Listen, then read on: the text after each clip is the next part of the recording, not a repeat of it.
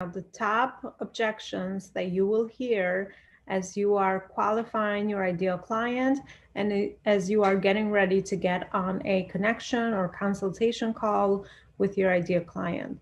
So let's go over some of the top objections that no matter the price, no matter what your offer is, you will always come across through different industries and through different clients. So today I'm going to attempt to teach you the basics of how to come these main objections in our framework. So one of the top objections that we always hear is I don't have the time. The next one is I don't have the money, right? The financial part. One other objection is that I'm currently working with someone, right? Which probably this objection can be handled on a DM before you actually get on a connect or a consultation call. Something else that you will hear is that I'm not sure if this will work for me based on their prior experience with a person that has helped them in the area that you're going to help them with. So they might be skeptical because they had a bad experience in the past with someone that they hired. So that is going to be, those are going to be some of the main objections. Something else with the objection of I'm already working with someone else, or I maybe cannot, um, I cannot see how what you have to offer is the right fit for me. I don't think it's personalized enough for me. These are, again, some of the main objections. It will always go back to the main area where you have to pinpoint in the consultation call. You always have to understand what the main goal of what the person is trying to achieve is. Because based on that goal, you understanding what their vision is for what good looks like for them and what is it they're trying to accomplish, you will utilize that information when you're handling an objection. So it's very important in the consultation call or even in the DM to really understand what is the goal of this person, what are they trying to accomplish, because everything that you speak about will cater to that main goal. In the consultation process, we've spoken about walking people through their visions, what they want life to look like, what is their goal, what is their ultimate desire, what are they trying to accomplish, and then also give them the perspective of worst case scenario, what would happen if they didn't actually achieve the goal that they set out to achieve at the beginning of the conversation, right? So you want to take people to the happy place and then take them to the worst case scenario. So people have a retrospect, a perspective over what is it that, they're missing out on if they do not sign up, or if you are not going to close that client and be able to serve them at a higher level. So when you overcome objection, the first thing to do is always to stay empathetic and to always listen. You never want to push back. You never want to get defensive. You just want to say, thank you so much for sharing that with me. I completely understand that you might feel like this program is too much for you at this time, right? So you just rephrase back to what the client has told you, so they make sure that you heard their concern and they are validated. This is very important. Then the next thing is that, you ask for permission in order to get more information.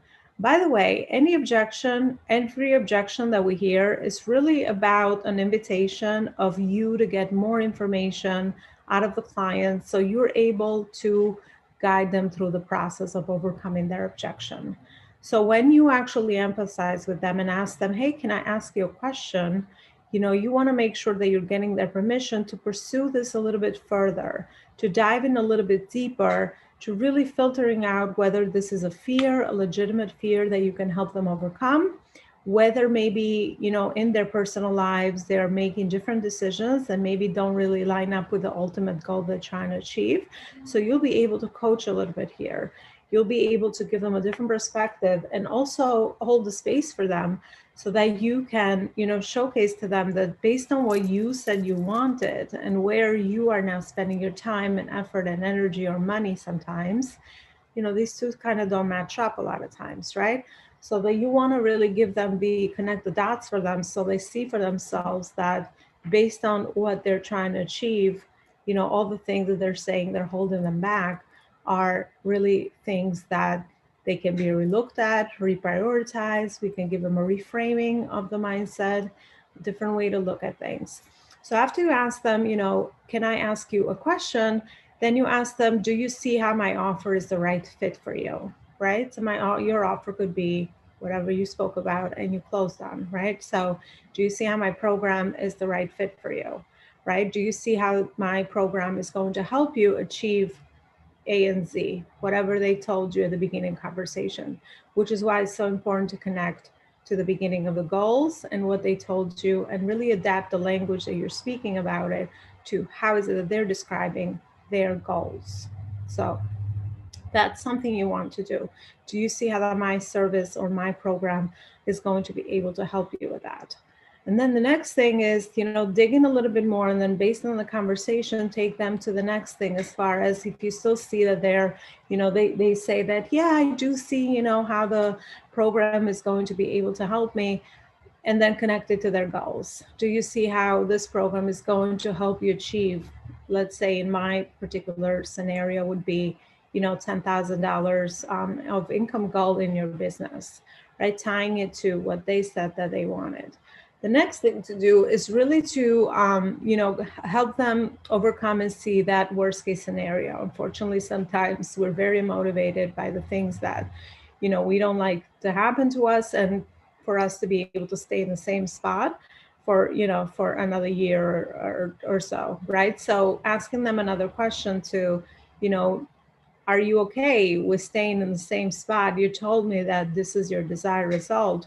Are you okay with staying in the same spot a year from now without taking any action and without really, meeting the goal that you wanted to in the beginning? And then bring it up for them as future cast for them. What does this mean for your family? What would it mean for your family? And I would do this with a goal as well. When they tell you the desired state, it's connected to something bigger, because we don't want the money. We don't want to lose weight. We want the feeling behind it. We buy what that would make us, we buy what that would mean for us in our, bigger life, right? In the bigger platform of life, whether it's people want to travel more, people want to spend more time with family, people want to feel good, look good, if they want to lose weight, right? Get more energy, all of these different things. People buy things beyond, the logic. We buy with emotions, and there's always emotions behind that. So future casting it for people, what would it mean for you to be able to not be able to achieve this goal?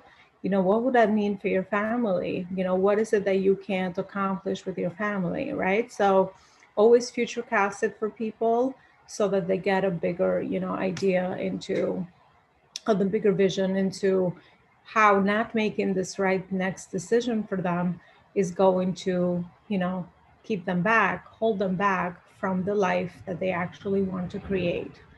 The next thing with, as far as I'm already working with someone, or if they already have a bad experience, you're going to do the same thing and emphasize. I'm so sorry that that is, what your experience has been. Tell me a little bit more about, what happened there. What is it that, your experience indicated? Get more details over what their experience is, because the more you understand what they've gone through, the more now you can bring them back to you and the present moment, and also, find the language and the words to position yourself in a different way from their bad experience. So this gives you a chance to showcase why are you different and how are you going to help them, even better from their last experience. And always empathize with that, right? Always empathize with their experience. Don't push it away. Don't be like, oh my God, that's horrible, right? Don't make it mean a big thing. Just acknowledge that that was their experience, empathize with them, and then of course position yourself and your offer as different, and also position it as it will fill the gaps between that experience they had that didn't work out for them, and how is it working with you is going to, be different, and what are some of the results that you're going to provide for them, tied back to the main goal that they spoke about at the beginning. If you are getting an I'm already working with someone objection, which usually is something that you would get on a DM before you actually get on a call with people, then you can, ask them, hey, how was that experience? I'm glad you're getting that support. What made you choose the current person you're working with, right? Because that's still great information, and you understanding your market and you understanding how people make decisions. So, go in a little bit deeper on that, get more information out of their experience, right? So what made you choose your current, let's say for me, it's business coach. What made you choose your current business coach? What made you decide that? So you see what their motivators are, when they actually make a buying decision. And also, get more details. How long is the program? How long are you working with them? Are you achieving the goals that you expected with this person? Are you where you want to be this far along in the program, right? So gauge their experience in the program. And then, of course, if the program is long-term, 3 months, 6 months, you say, is it okay if I follow up with you in 6 months and see how that process is going for you, and see where is it that I can support you further, or just to touch base with you to see where you are with that, right? Always get that permission. And of course, plug it in so you're following up with them. Meanwhile, send them to your community, send them to your hub, send them to your content, right? This is not a lost lead, so to speak. It just means that it's a no for now. I mean, there's been plenty of time where I've signed clients that have been in other programs and they didn't get a good experience, and I kept following up with them, and I kept being, interested, and I kept, top of mind, and I cared about their experience. And of course, they became my clients down the line.